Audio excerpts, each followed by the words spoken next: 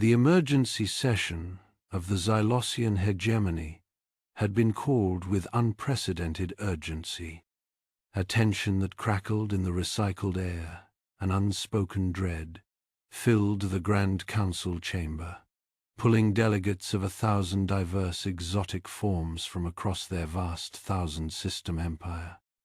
Chancellor Xylos, a noble aged crystal entity whose many surfaces glowed with inner light, oversaw from a high platform, his usual solemnity quite diminished. The light within his form pulsing with a subtle, anxious rhythm. His voice, amplified, resonated with a forced, fragile calm that barely masked underlying seismic tension.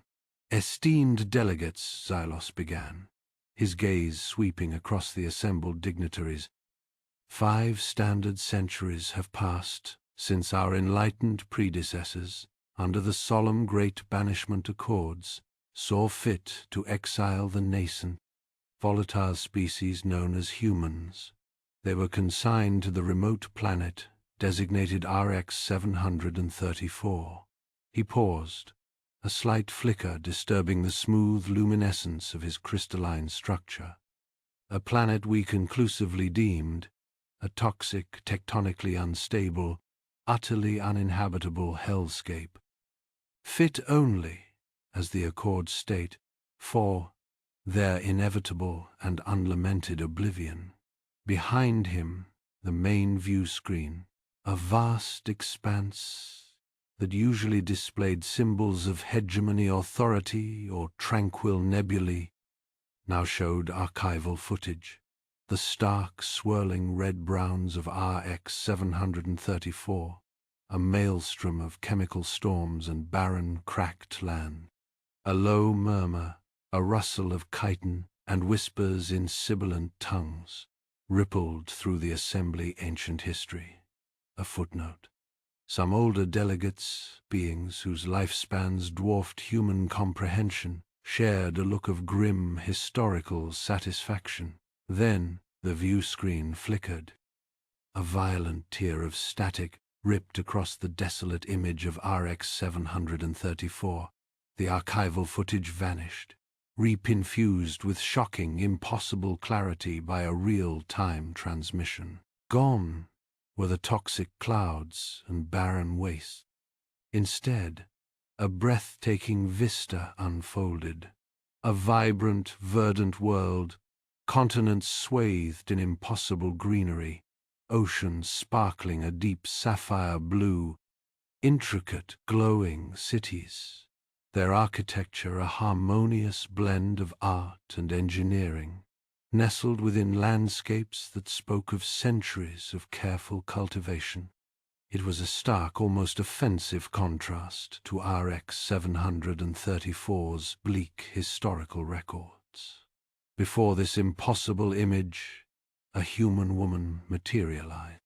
She was sharp-featured, her dark hair drawn back to reveal eyes that held a depth of ages, an unnerving stillness.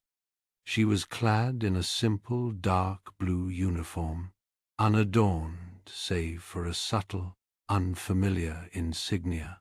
On her collar, a green sapling, its roots protectively cradled by a stylized human hand. Her expression was utterly calm, unreadable yet exuding an undeniable presence that commanded the sudden, absolute silence of the chamber. High Chancellor Xylos, esteemed delegates of the Xylosian hegemony. Her voice, cool, precise, carried clearly through the stunned void, each word perfectly enunciated in flawless hegemony standard, a language few outside their core worlds bothered to master with such perfection. I am Governor Elara Vance, speaking for the sovereign planetary state of Eden, formally and, it appears, erroneously catalogued by your administration as RX 734. A collective intake of breath, 1,000 alien lungs or their equivalents stuttering. We note with interest their continued, if nominal, claim of governance over our world. As such, she continued, a faint, almost imperceptible lift at the corner of her mouth. Please find, digitally attached, the consolidated invoice detailing 5 centuries of planetary terraforming services, comprehensive ecological reclamation, advanced infrastructure development, and continuous resource management systems implementation. Payment as itemized is expected within 1 standard galactic cycle. We trust your ancient and esteemed ledgers are, indeed, in order. High Chancellor Xylos's multifaceted eyes, moments before shimmering with strained authority, seemed to momentarily lose their internal light, then blazed with a furious, incredulous incandescence. Across the chamber, a large, solid delegate from the Ursine Consortium, known for its calm, showed surprise, its mouth opening, tapping its chest plate with a soft sound. A slender avian delegate from the sky nests of Cygnus Prime ruffled its iridescent plumage in violent agitation, its crest flaring. A floating, gaseous delegate from the nebulae clusters, visibly condensed, its form shrinking in on itself as if struck. The initial, profound silence, thick as vacuum, shattered. It erupted into a cacophony of panicked murmurs, outraged squawks, and bewildered exclamations that swept through the Grand Council chamber. Rent. They were demanding rent. For the paradise they had dared to build on the grave the galaxy had assigned them. Miles and light years away, on Eden, within a command center that hummed with quiet, advanced efficiency, Governor Ilara Vance watched the immediate, chaotic reactions from the Hegemony Council unfold on a secure, high-resolution feed. Her expression remained resolute, a subtle tightening around her eyes, the only indication of the momentous gamble she had just played. This audacious move, this galactic invoice, was no whim. It was a calculated, long-planned strategy, the first move in a game centuries in the making. Elsewhere, on the transformed planet, beneath a sky that now filtered sunlight through carefully managed atmospheric layers, Chief Engineer Kenji Tanaka, his face a roadmap of thoughtful wrinkles and quiet pride, managed a large, glowing farming system. Towering, luminous fungi pulsed with gentle light, illuminating fields where genetically perfected crops thrived. Sophisticated atmospheric processes, seamlessly integrated into the landscape, hummed a tune of perfect ecological balance. He nodded, a small smile playing on his lips, a quiet satisfaction in Eden's intricate, self-sustaining systems. The old poisons sing a new harmony now, he murmured to a younger technician, gesturing to a complex filtration array that drew vital minerals from what was once toxic soil, a testament to the unique technologies derived from overcoming RX-734's original lethal environment. In a minimalist, subterranean defense hub, Commander Rex Corbin, head of Eden's planetary defense force, stood before a constellation of holographic displays. His posture was relaxed but alert, his gaze sweeping across readouts monitoring hegemony space and the sudden, frantic spike in their internal network chatter. His team, a collection of calm, focused individuals, moved with an unhurried efficiency that spoke of rigorous training and unwavering readiness. Eden was prepared for and expecting a spectrum of hegemony responses. Their silence was the quiet confidence of a people who knew their home, every storm channel and gravitic anomaly, better than any invader ever could. Back in the Xylosian hegemony's Grand Council chamber, the initial chaos began to subside, not into calm, but into furious, fractured debate. Strong factions, their delegates quite displeased, voices rising strongly urged swift, decisive military action at the disrespectful humans of RX 734. "Annihilation!" shrieked a reptilian ambassador, his frills vibrating. "They mock the Accords. They mock the hegemony." More pragmatic delegates, however, their voices permeated with a new, unsettling caution, urged restraint.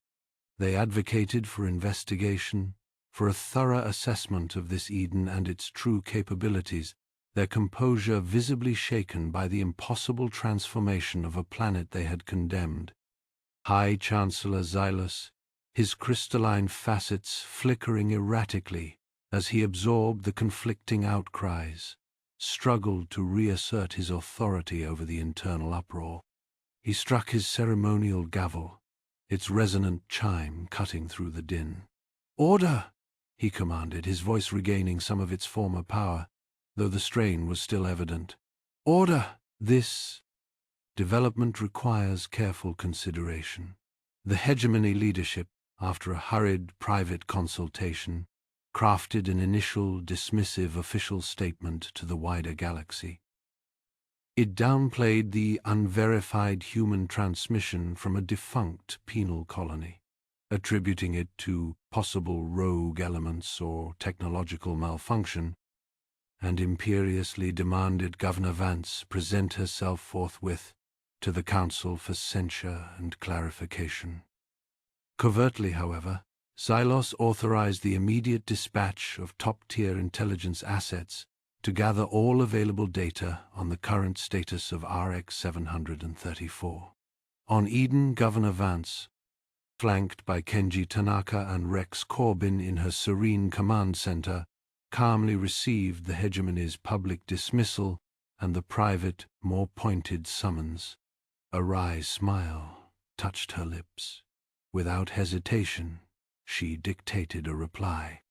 It was transmitted securely directly to High Chancellor Xylos, a polite yet unyieldingly firm reiteration of Eden's sovereign status and the terms of their invoice. Accompanying it, almost as an afterthought, was a carefully curated data packet, unassailable visual and systemic proof of Eden's unified societal will, its advanced, entirely self-sufficient infrastructure, and the quiet, formidable strength of a people who had not merely survived, but had thrived against impossible odds. The hegemony leadership received Vance's unwavering reply. The data packet spread through their private networks like a cold shockwave, deepening their consternation. The hardliners were further enraged, their calls for punitive action growing louder, more desperate. The pragmatists, however, saw the rapidly growing complexity of the human problem, the sheer impossibility of what they were witnessing. An unspoken question now hung heavy in the opulent chambers of the hegemony, a question that echoed in the silent processing core of Xylos's ancient mind. How had a species deemed primitive and volatile, exiled to die on a planet certified as a lethal wasteland, achieved this undeniable miracle? And what, in the name of all galactic order, was the hegemony to do next about this impossible, defiant paradise and its audacious, utterly unprecedented bill? And what, in the name of all galactic order, was the hegemony to do next about this impossible, defiant paradise and its audacious, utterly unprecedented bill? The question hung in the air, thick with disbelief and simmering resentment. An investigation, Councillor Morath finally declared, his voice a low rumble that resonated through his scaled throat. We must assess the veracity of these claims. A delegation to this Eden. Xylus inclined his crystalline head, though inwardly A flicker of doubt sparked within his core. "A prudent course, Counselor. However, let us not be naive. This is not merely a matter of verifying resource inventories. We must ascertain the true extent of their technological capabilities and any potential vulnerabilities." Counselor Lyra, her avian features twitching with barely suppressed agitation, ruffled her iridescent plumage. "Vulnerabilities, High Chancellor? They were exiles. Castaways on a toxic rock. What vulnerabilities could they possibly conceal?" "The vulnerability of desperation, perhaps," Xylos countered, his voice hardening slightly. "Or the vulnerability of deception. We must be certain this paradise is not simply a mirage, projected to mask a more sinister reality." The motion passed, though not without considerable dissent. The Hegemony Council authorized a delegation, its mandate a delicate balancing act: assess Eden's value, investigate its technology, and with utmost discretion, seek weaknesses. The delegation's makeup mirrored the Union's divided state: experienced envoys, truly interested researchers keen to examine Eden's unique ecosystem, and, as expected, sharp-eyed intelligence operatives from the Obsidian Guard, each with their own agenda. In the privacy of his sanctum, Xylos consulted with his most trusted advisor, the ancient and pragmatic archivist Theron. "Theron, I confess a growing disquiet. The delegation, it is a microcosm of our own internal strife. Theron, a being of pure energy contained within a shimmering containment field, pulsed with a slow, deliberate rhythm. Indeed, High Chancellor, the scientists particularly may prove susceptible to Eden's allure. Their thirst for knowledge could outweigh their loyalty." "A dangerous prospect," Xylos murmured, his crystalline facets dimming slightly. "We cannot afford for sentiment to cloud their judgment. Ensure the Obsidian Guard contingent remains vigilant and discreet."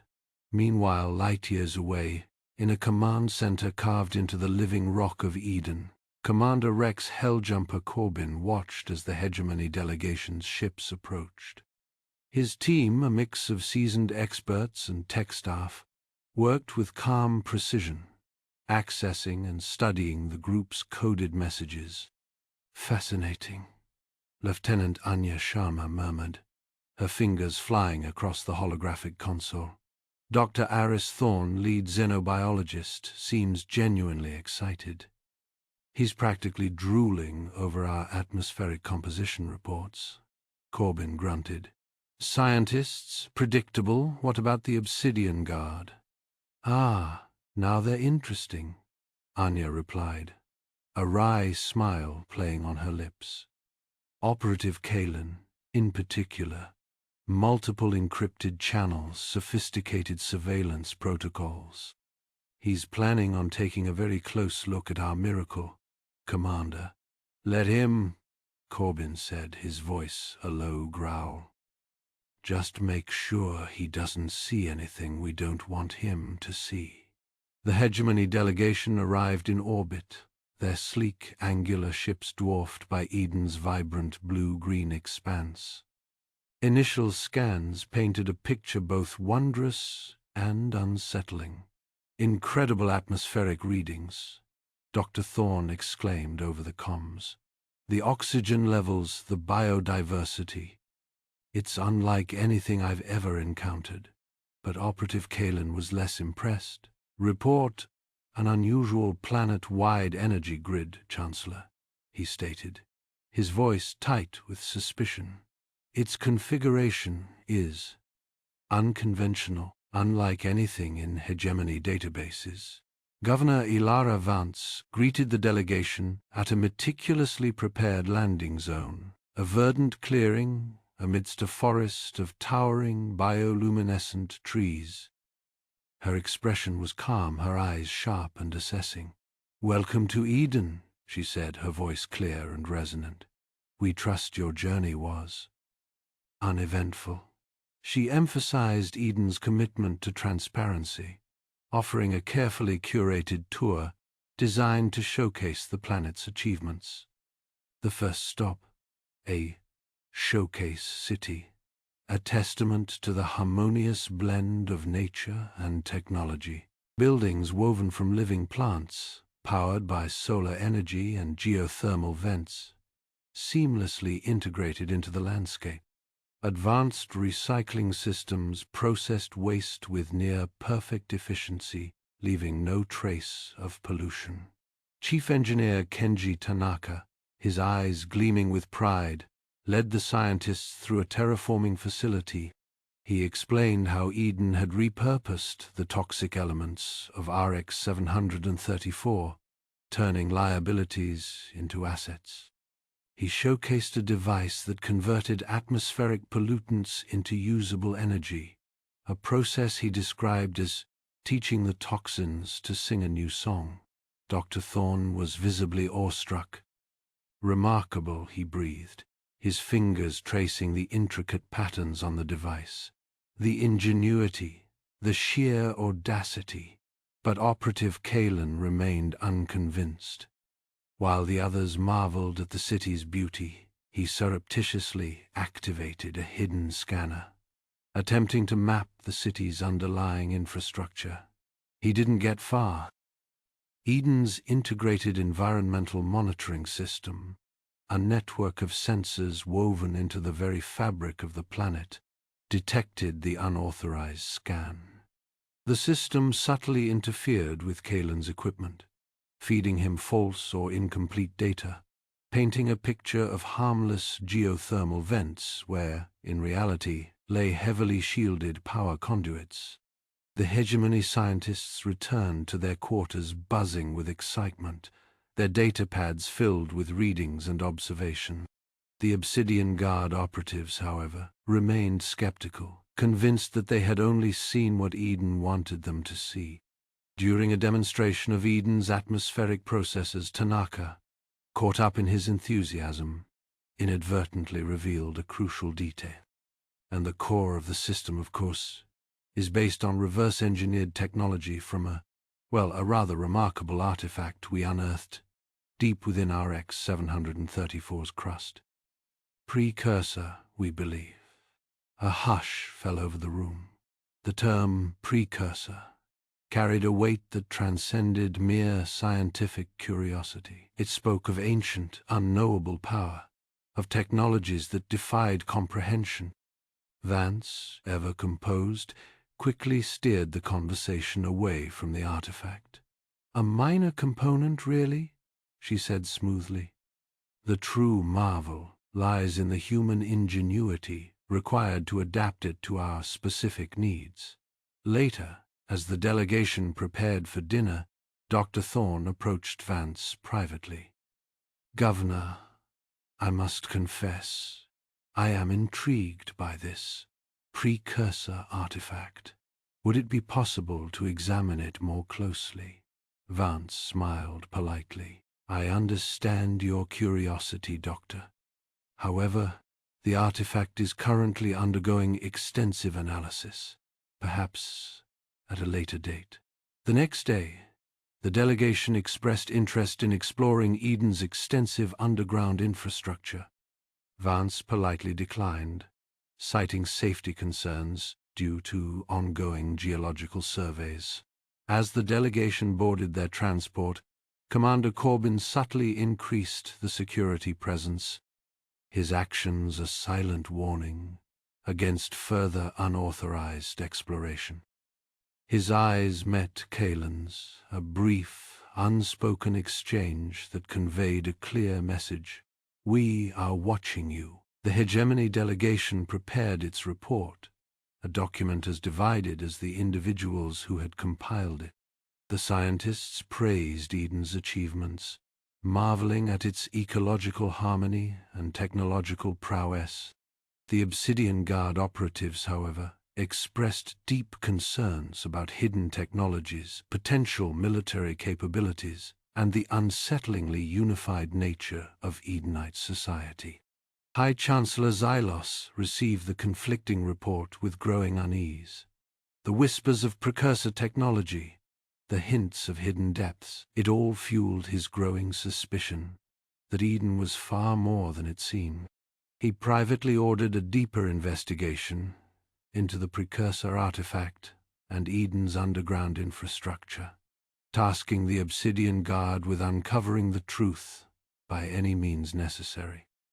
As the delegation's ships prepared to jump to hyperspace, Governor Vance transmitted a final message. Esteemed delegates, her voice echoed through their comms, cool and precise. Please find digitally attached a detailed breakdown of the costs associated with maintaining Eden's ecological balance. Payment, as previously itemized, is expected upon your return to the hegemony. Back in the hegemony, the report ignited a firestorm of debate. Staunch advocates, led by Councillor Morath, urged swift economic restrictions on Eden, seeking to weaken its economy and compel it to accept hegemony oversight. The pragmatists, however, cautioned against such a rash move, suggesting further negotiations and intelligence gathering. The stakes, they argued, were far too high to risk a miscalculation. The echoes of Governor Vance's declaration still reverberated through the Grand Council chamber, but High Chancellor Xylos was already in motion. His crystalline form, radiating a cold blue light, appeared on every screen within the hegemony, his voice amplified across countless worlds. Visual, rapid cuts between Xylos's broadcast and Edenite citizens watching on their personal devices, their faces a mixture of apprehension and defiance. Xylos, Z's-O. By order of the Xylosian Authority Board, effective immediately, the designated Self-Governed Planetary Zone of Eden, formerly Sector RX 734, is subject to broad economic restriction. All trade is prohibited. Access to hegemony markets is revoked. Technology transfers are suspended indefinitely. Any entity found in violation of these sanctions will be subject to immediate and severe penalties. Visual. Governor Vance stands before the assembled people of Eden in the central plaza of New Genesis. The holographic displays behind her show the hegemony's decree, but her expression is calm, unwavering. Vance, my friends, people of Eden, we have anticipated this. The hegemony, clinging to its outdated notions of dominance, has chosen to restrict us, to isolate us. They believe they can starve us into submission. They believe they can extinguish the flame we have kindled here. They are wrong. Visual. Close-ups on Edenite faces in the crowd, a mix of drive, worry, and trust in Vance. Vance concede. We have faced far greater challenges than this. We have transformed a toxic hellscape into a paradise. We have learned to thrive where others would perish. We will draw upon that strength now. We will rely on our ingenuity, our self-reliance, and our unwavering community spirit. We will overcome this challenge, as we have overcome every challenge before. Visual. A few days later, a long line of Edenites queues outside a distribution center in a smaller settlement. Rations are being handed out, nutrient paste, recycled water, and locally grown vegetables. Edenite 1, to another in line. I heard they're rationing power now too. My hydroponics are going to take a hit. Edenite 2, it's temporary, Governor Vance promised. Besides, Tanaka's got something new cooking, right? Something about those sulfur vents near the Obsidian Peaks. Visual. Inside Chief Engineer Tanaka's lab, a chaotic but wondrous space, filled with bubbling beakers, strange plants, and repurposed machinery. Tanaka, wearing goggles and a grin, presents a vial of viscous, glowing liquid to a small group of scientists. Tanaka, behold, sulfur synthesized protein supplement, derived from the extremophiles that thrive in the Obsidian Peak's sulfur vents. Not exactly gourmet, but packed with essential amino acids and far more sustainable than importing soy protein from off-world. We're not just surviving, people, we're innovating. We're turning their poison into our power. Visual.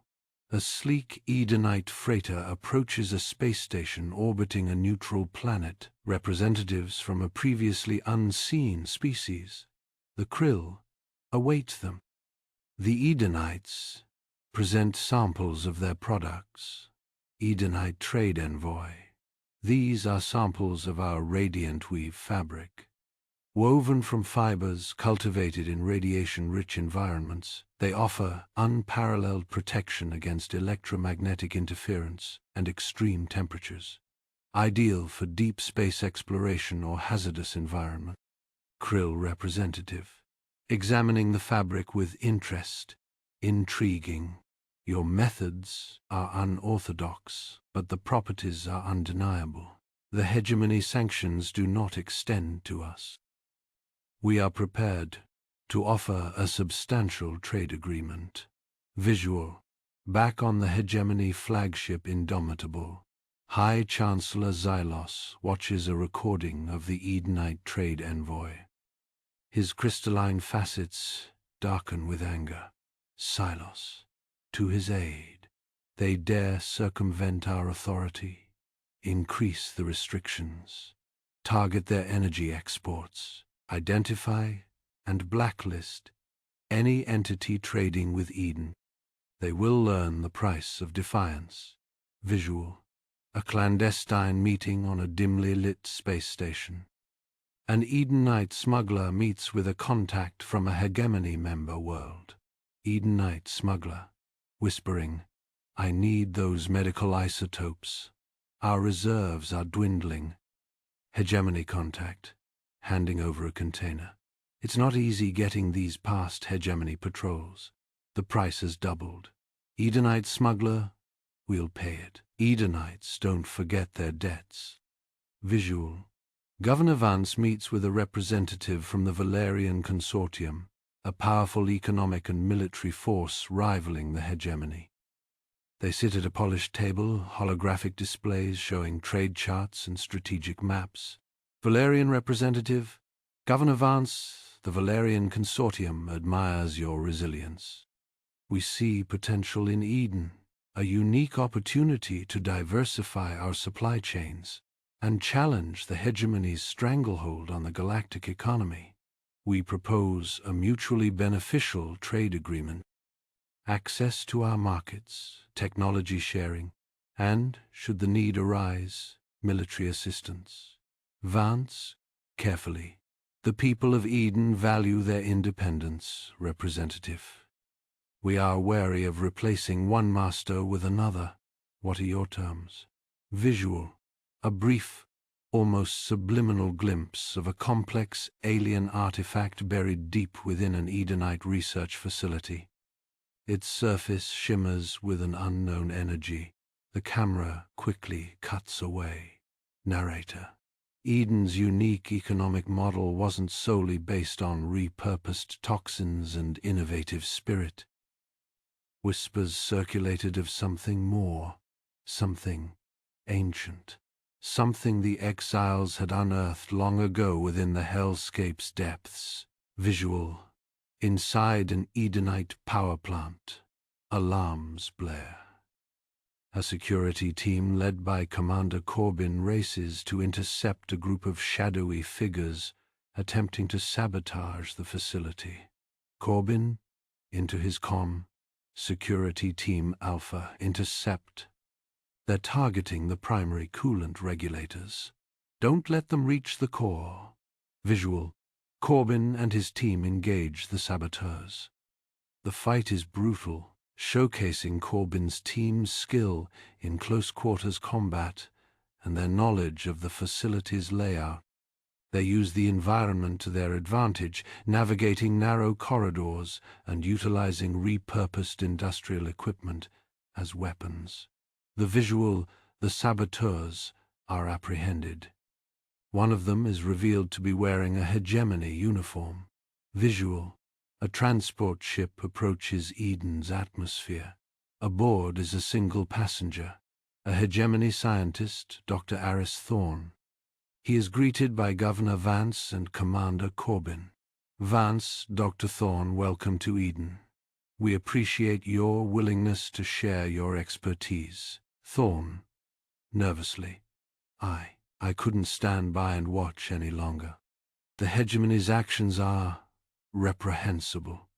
I have information that you need to know. Visual. Inside a secure briefing room, Thorne presents holographic schematics to Vance and Corbin. Thorne, it's called Project Chimera, a contingency plan developed centuries ago to weaponize Eden's unique environment against itself. If the hegemony ever deemed humanity a threat, they would deploy a series of bioengineered agents designed to destabilize your ecosystem and revert Eden to its original toxic state. Visual. Vance's face hardens. Corbin clenches his fist. Vance, they were planning to destroy us all along.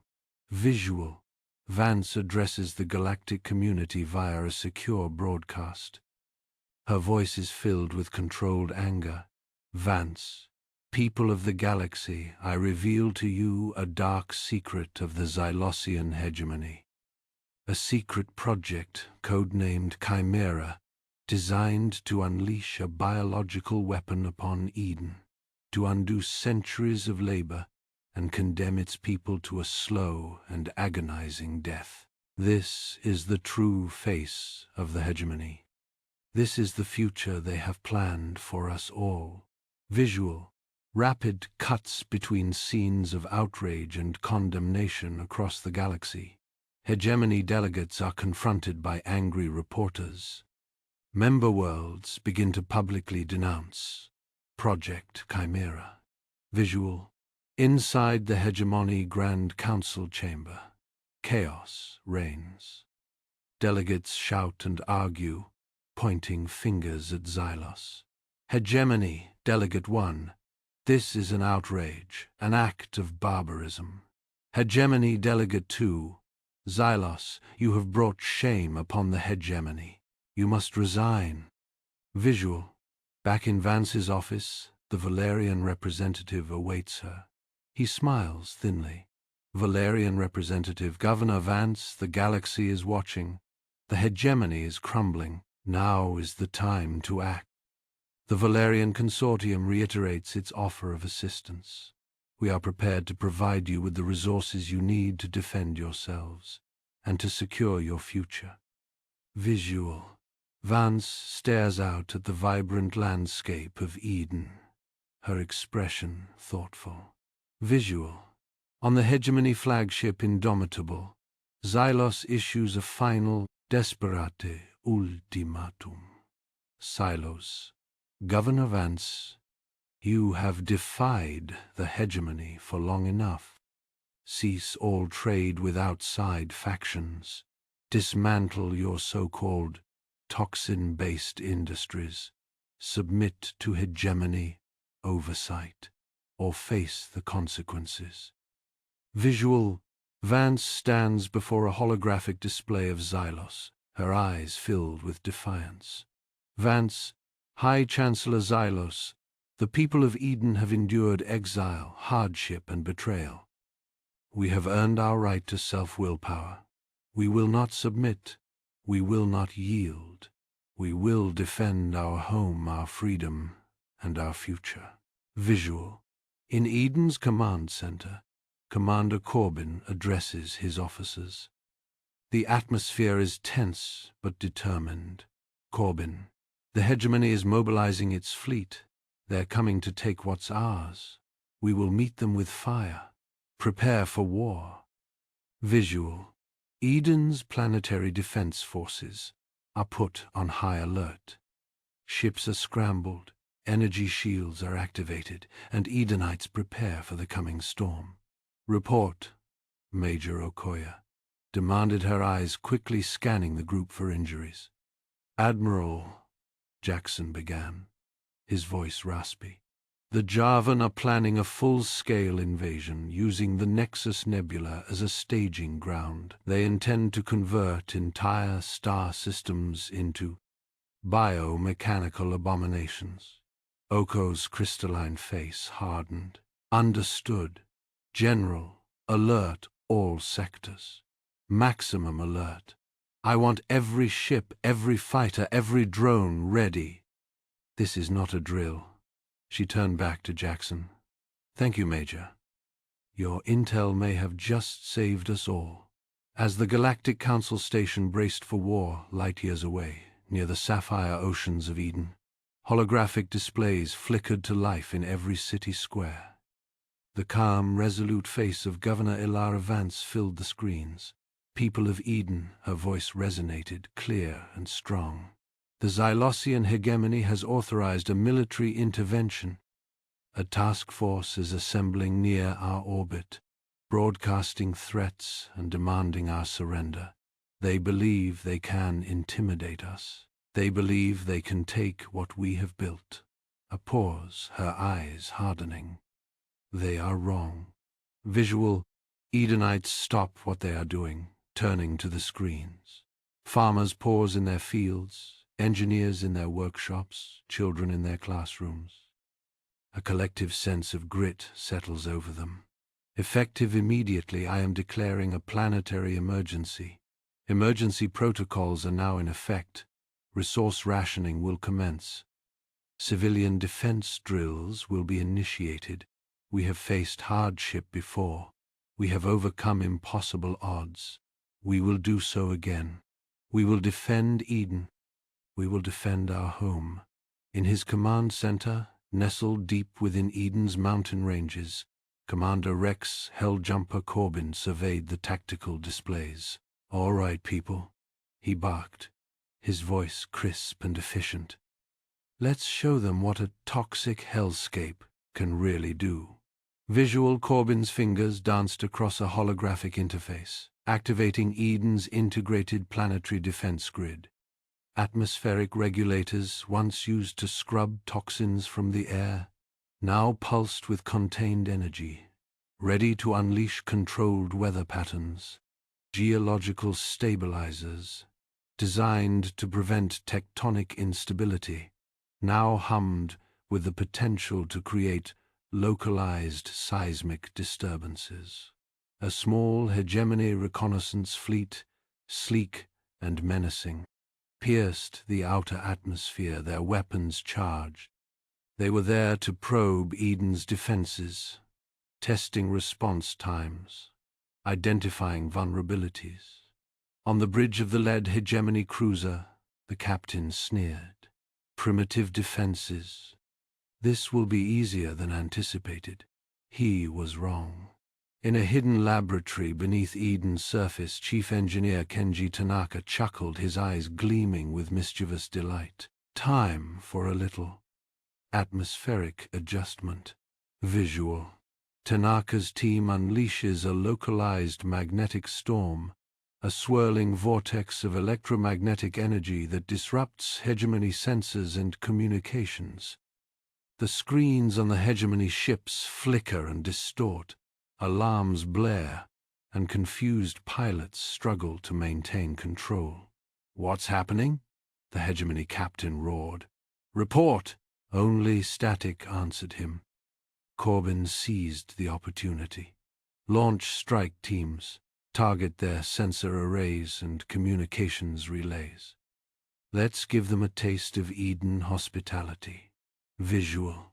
Edenite fighters, sleek and agile, emerged from hidden launch bays, exploiting the chaos created by the magnetic storm. They launched precision strikes, disabling key systems on the hegemony probe fleet. The hegemony captain watched in disbelief as his ships were systematically crippled. Retreat! Retreat! This is a trap. Visual, damaged hegemony ships limped away, trails of smoke and debris marking their frantic escape.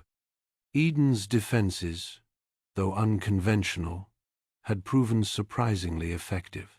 Back in his command center, Corbin grimaced. They'll be back, and they'll be better prepared. As the hegemony licked its wounds, a holographic call came through to Vance's office. It was a representative from the Interstellar Consortium, a powerful economic alliance known for its aggressive business practices. Visual, a sleek, well-groomed alien with a predatory smile appeared on the screen. His voice dripped with false concern. "Governor Vance," he purred, "we are deeply concerned about the hegemony's aggression. The Consortium is prepared to offer Eden a full alliance, including military support, economic aid, and guaranteed access to our markets." Vance's eyes narrowed. "What are the terms?" "Simple," the representative replied. "Access to your resources, preferential trade agreements, and a few strategic basing rights." In her private study, Vance reviewed the Consortium's proposed agreement. Her expression hardened as she scrolled through the fine print. Something felt wrong. She activated a secure.com channel. "Begin a full investigation into the Interstellar Consortium," she ordered. "I want to know everything about their operations, their history, their methods." Days later, the results came in. Vance stared at the holographic reports, her face grim. The Consortium's offer was a gilded cage. Visual, close up on the holographic contract, highlighting a hidden clause. "Resource Extraction Protocol 729 Alpha." The words shimmered with malevolent intent. "Resource Extraction Protocol 729 Alpha," Vance murmured, her voice imbued with disgust. "Grants the Consortium extensive rights to Eden's resources, essentially replacing the hegemony as our exploiter." She summoned the Consortium representative for another holographic conference. "I have reviewed your offer," Vance said, her voice cold and precise, "and I find it unacceptable."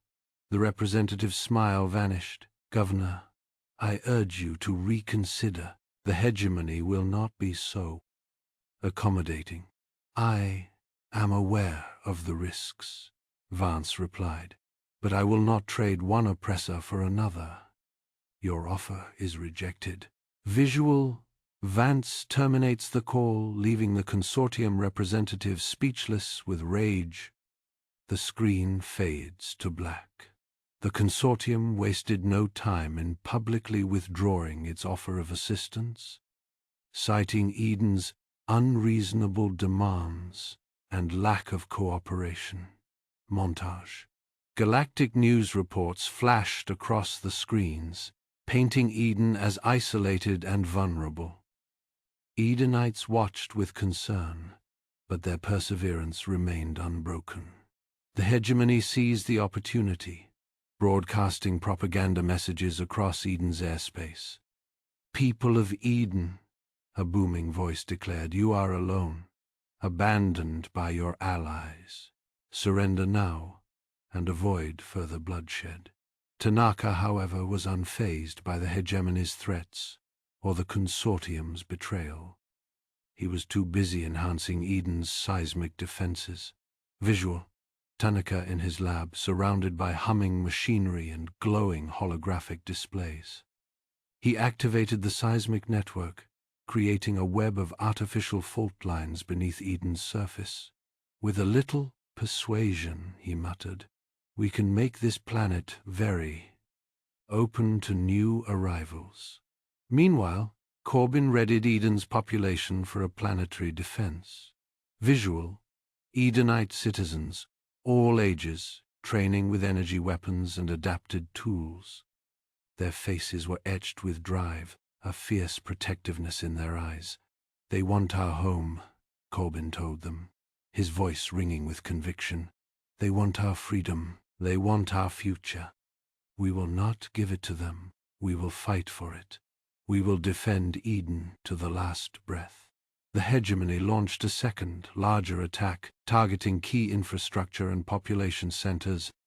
Explosions rocked Eden's surface, shaking the very foundations of the cities. Visual. Hegemony ships bombarded Eden's surface, energy blasts tearing through the sky. Buildings were damaged but still standing. Power grids flickered but remained online. But Eden's infrastructure proved surprisingly resilient, thanks to advanced construction techniques and redundant systems. And Corbin had a few surprises of his own. "Project Nightingale, proceed," he ordered. Visual. Advanced tech countered the Alliance's bio-attack on the planet's ecosystem. Engineered storms dissipated, artificial earthquakes were contained, and the planet itself seemed to shrug off the hegemony's assault. Frustrated by their lack of progress, hegemony ground forces attempted a landing in a remote, mountainous region, hoping to establish a foothold and secure a strategic advantage. Visual. Hegemony landing craft descended towards a rugged, mountainous region, unaware of the dangers that awaited them. Then the scanners detected something far more ominous. A massive hegemony invasion fleet, many times larger than the initial task force, was rapidly approaching Eden's orbit. Visual. A vast hegemony fleet, a sea of metallic behemoths, filled the sky above Eden, blotting out the stars. The invasion had begun. The hegemony fleet, a sea of metallic behemoths that had seemed unstoppable only moments before, now writhed in a chaotic dance of destruction. Energy shields flickered and died as they sailed into self-engineered ionic storms, their targeting systems blinded by redirected magnetic fields, gravitational persuasion. Then the sky itself seemed to crackle. From Eden's equatorial power grid, a wave of electromagnetic force erupted, washing over the remaining hegemony ships. On the bridge of the flagship Xylos's Wrath, alarms blared as systems cascaded offline. The crystalline captain gripped his command chair, his multifaceted eyes wide with disbelief. "Report," he shrieked, his voice cracking. "Engines offline. Weapons systems unresponsive. Shields collapsing." The hegemony invasion fleet, once so confident, broke formation. Ships turned and fled, a disorganized rout, leaving behind burning wreckage and shattered pride. The silence that followed was profound. Then, across every galactic communications channel, a signal cut through the static. It was Governor Vance. Her image, clear and resolute, appeared before billions of viewers across countless worlds. "People of the galaxy," she began, her voice calm yet firm. "For centuries, the Xylosian hegemony has maintained its power through oppression, exploitation, and lies.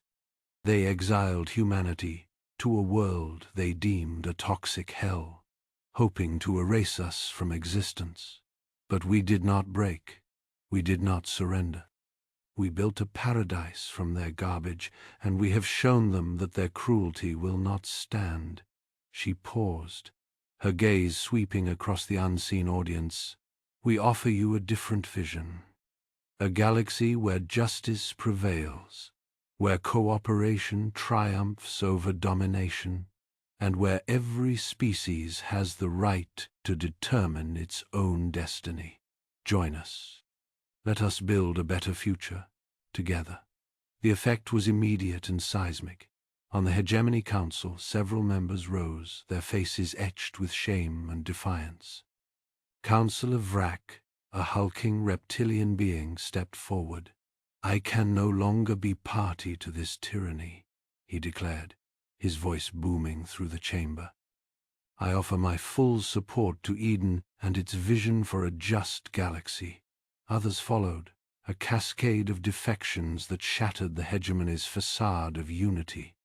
Within days, the hegemony descended into internal chaos, factions vying for control, accusing each other of incompetence and corruption.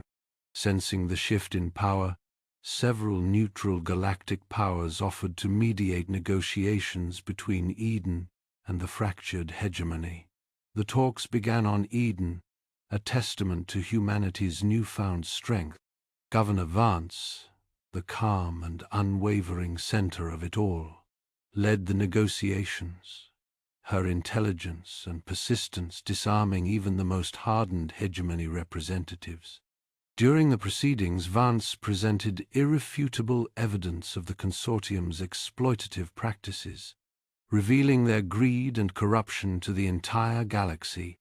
The consortium's reputation, once unassailable, crumbled into dust. Finally, after weeks of tense negotiations, an agreement was reached. The hegemony formally acknowledged Eden's sovereignty, rewriting historical records to reflect the truth about humanity's exile.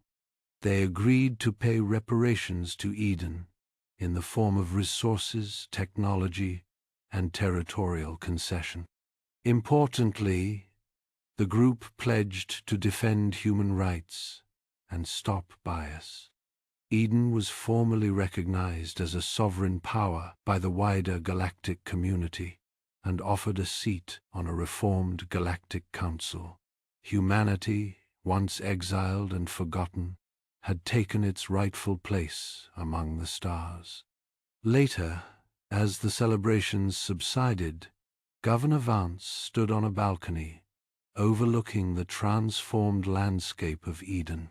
The setting sun cast a golden glow on the verdant forests and sparkling oceans, a testament to human resilience and ingenuity. She thought of her ancestors, the exiles who had faced unimaginable hardship and yet had never given up hope. She thought of the sacrifices made, the battles fought, and the dreams realized. "We did it," she whispered, a single tear tracing a path down her cheek. "We finally did it." The narrator's voice, filled with awe and admiration, concluded the story. Humanity, cast out to a toxic hell, had not only survived, but thrived. They had transformed their prison into a paradise, and in doing so they had transformed the galaxy itself. The age of oppression was over. The era of justice and cooperation had begun, and humanity, despite the challenges, stood at the forefront, ready to lead the way. Optional outro. Hey there again. Hope you enjoyed that story. If you did, hitting that like button and subscribing to the channel really helps us out and lets us bring you more stories like this. Also, drop a quick "hey" in the comments. It helps YouTube share this story with more people. And if you're looking for another great video, I've chosen one for you and put it in the card right here. Or check out the pinned comment for more recommendations. Catch you in the next one.